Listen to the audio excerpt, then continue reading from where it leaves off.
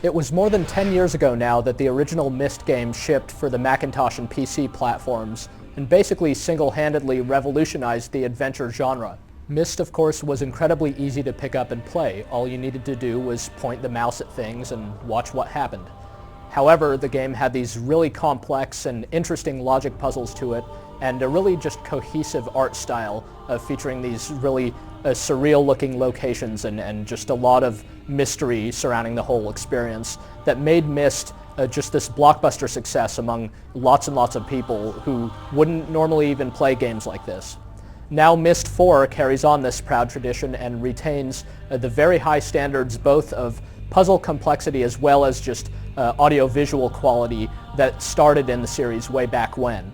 Like its predecessors, Myst IV really is a spectacular game. There's a lot of just amazingly beautiful stuff to see through the game's 4 different ages. As you explore around and just look all around you, really you'll be filled with wonder on many occasions. Just the detail on the graphics, the quality of the entire presentation and production is really just something else. However, to get through the game, you'll have to solve intensely difficult, very complex logic problems. They're not the sort of bad adventure game puzzles that are just totally arbitrary in their solutions. They are very much logic-based and based on the rather strange but really cohesive principles of the different ages you'll explore. These puzzles are going to take a while, and it's going to help if you have sort of a background in good deductive reasoning and are able to solve complex logic problems of this nature.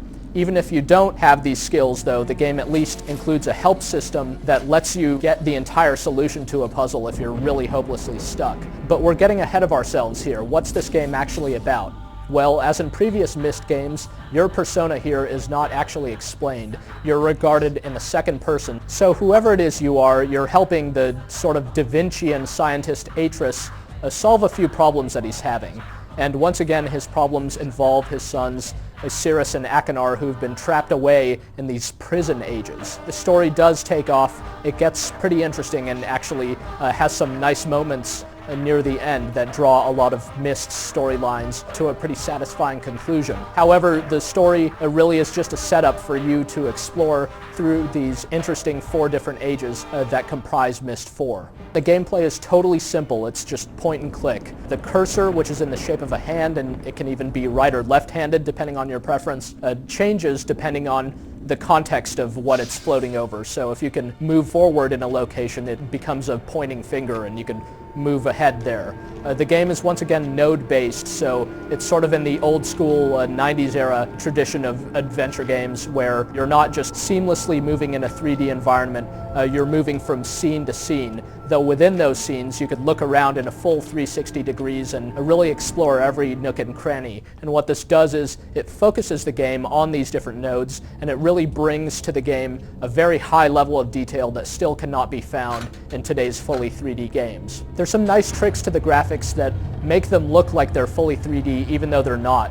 For example, using your cursor you can tap on pretty much anything in the environment. So if you're tapping on metal railing, you'll hear a clank, or if you tap on some stone, you'll hear kind of a thunking sound. So this really helps give the game that very tactile, realistic feel and helps immerse you in the whole experience. There's also this really nice field of vision effect where the mouse cursor, whatever it's floating on, comes into focus sharply, whereas the rest of the background sort of blurs out a little bit along your periphery. So this in turn helps to make the game feel like it has real depth to it. It's not just static 2D images like in the older Myst games. There's a lot to be said just about the sound of the game as well. There's ambient music that plays in each of the ages and really helps distinguish each of the ages' respective personalities as much as the graphics do. The sound throughout this game is just phenomenal, and the music is sort of this soothing ambient stuff that has a lot of chorus vocals in it and is just really nice just to listen to and changes as you move from scene to scene. The game is just a pleasure to take in, and if nothing else, solving the different puzzles is partly just to see what all of these ages have to offer. You'll just want to see further into the game what crazy new contraption lies beyond the next door, or how to get even further into the different ages and things like that.